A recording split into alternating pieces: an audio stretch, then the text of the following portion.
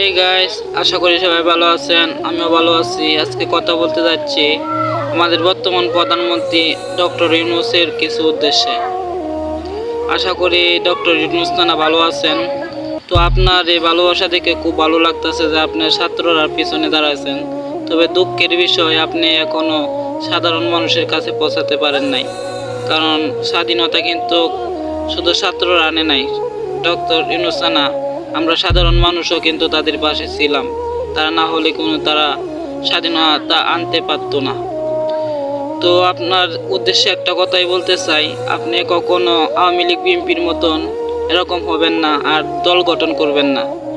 আমরা কোনো রাজনীতি চাই না। আমরা শান্তিপূর্ণ একজন ভালো এবং শান্তিপূর্ণ একজন সরকার চাই, যাদের দ্বারাতে সাধারণ মানুষের উপকার হবে। যদি এরকম চলে, এরকম মানতে পারেন, তাহলে আশা করি আপনাকে আপনার 10 বছর নয়, 5 বছর নয়, আগামী 50 বছর পর্যন্ত প্রধানমন্ত্রী হিসেবে দেখব।